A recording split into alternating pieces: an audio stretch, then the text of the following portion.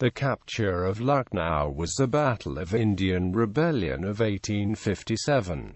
The British recaptured the city of Lucknow, which they had abandoned in the previous winter after the relief of a besieged garrison in the Residency, and destroyed the organized resistance by the rebels in the Kingdom of Awadh. Background: Oudh had been annexed by the East India Company only a year before a general mutiny broke out in the company's Bengal army. The annexation had been accompanied by several instances of expropriation of royal and landholders' estates on sometimes flimsy grounds of non-payment of taxes, or difficulties in proving title to lands. Many sepoys of the company's Bengal army had been recruited from high caste and land-owning communities in Oudh. There was increasing unrest in the Bengal army, as privileges and customary allowances they had previously enjoyed were withdrawn. With uncertainty over the rights to property in Oudh, they felt that the status both as soldiers and citizens was under threat. When the rebellion broke out in May 1857, it threatened British authority in several areas of India, but most particularly in Oudh, where the resentful dispossessed rulers and landowners joined with the mutinied regiments in what became a national rebellion. For the 1st of July to the 26th of November 1857, the British had withstood the siege of the Residency to the north of the city. When the besieged garrison was finally relieved by the British Commander-in-Chief, Sir Colin Campbell, the Residency was evacuated.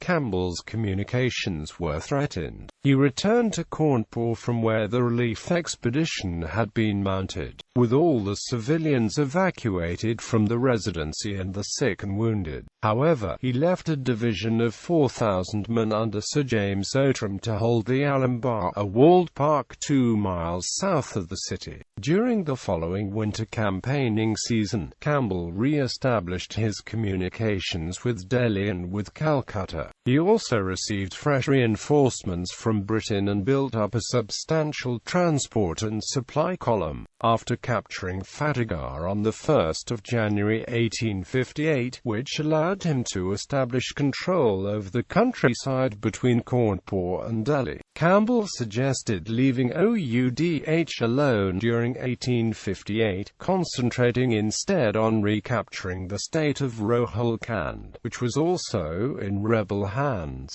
However, the Governor-General, Lord Canning, insisted that Oudh be recaptured so as to discourage other potential rebels. Canning wrote, "Oudh is not only the rallying point of the sepoys, the place to which they all look, and by the doings in which their own hopes and prospects rise and fall, but it represents a dynasty. There is a king of Oudh seeking his own." Campbell's advance. Campbell's army consisted of 17 infantry battalions, 28 cavalry squadrons and 134 guns and mortars, with a large and unwieldy baggage train and large numbers of Indian camp followers. The army crossed the Ganges River in late February, and advanced to rendezvous with Outram at the Alambar on the 1st of March. The army was then reorganized into 3 infantry divisions under Outram, Brigadier Walpole and Brigadier Lugard, and a cavalry division under James Hope Grant. A force of 9,000 Nepalis was approaching Lucknow from the north, commanded by Brigadier Franks. The defenders of Lucknow were said to number 100,000. This suspiciously large and round figure reflects the fact that the defenders lacked coordinated leadership, and were largely the personal retinues of landowners, or loosely organized bodies of fighters, whose motives, dedication and equipment varied widely. The British were not able to gain any reliable reports of the numbers. The rebels were nevertheless equipped with large numbers of cannon and had heavily fortified the Chaba Canal, the city and the palaces and mosques adjoining the Residency to the north of the city. They had however not fortified the northern approaches to the city on the north bank of the Gumti River, which had not seen fighting previously. Campbell began by repeating his moves of the relief of the Residency the previous year. He moved to the east of the city and Chaba Canal to occupy a walled park, the Dilkusha Park, although this time he suffered from rebel artillery fire until his own guns could be brought up. On the 5th of March, Campbell's engineers constructed 2 pontoon bridges across the Gumti. Outram's division crossed to the north bank, and by the 9th of March, they were established north of the city. Under covering fire from his siege guns, his division captured the grandstand of the King of Awadh's racecourse.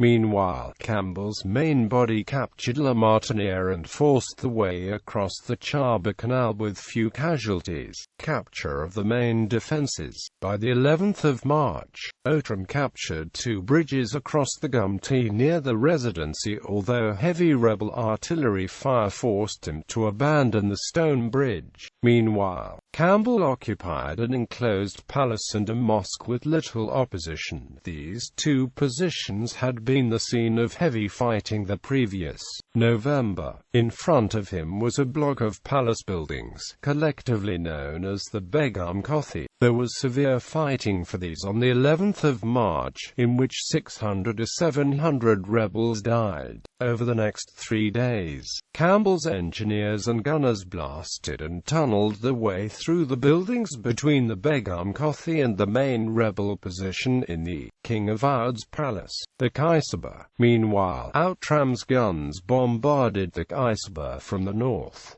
The main assault on the Kaisaba took place on the 14th of March. Campbell's and Frank's forces attacked from the east, but Campbell surprisingly refused Outram permission to cross the Gumti and take the Kaisaba between 2 fires. As a result, although the Kaisaba was easily captured, its defenders were able to retreat without difficulty.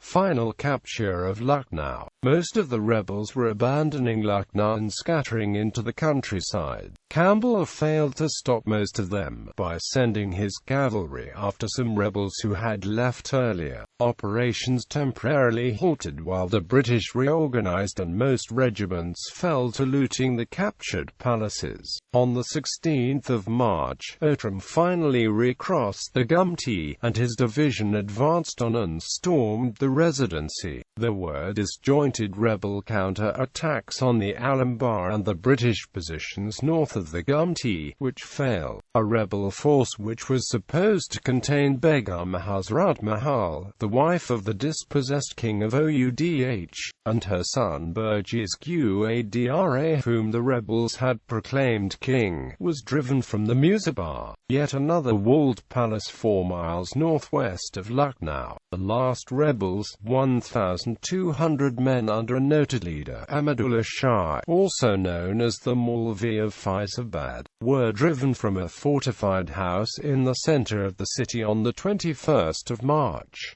The city was declared cleared on this date. Outcome: Campbell had advanced cautiously and had captured Lucknow with few casualties, but by failing to prevent the rebels escaping, he was forced to spend much of the following summer and monsoon season clearing the rebels from the countryside of Awadh.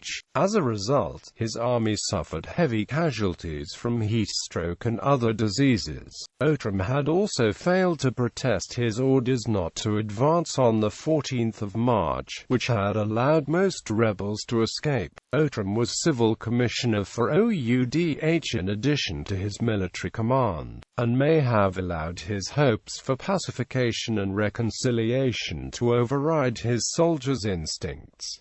Rebel casualties were hard to estimate. British troops usually executed any prisoners they captured, whether armed or not. One of the prominent British casualties was William Hodson, who led an irregular cavalry unit and also served as an intelligence officer, killed during the capture of the Begum Kothi on the 11th of March.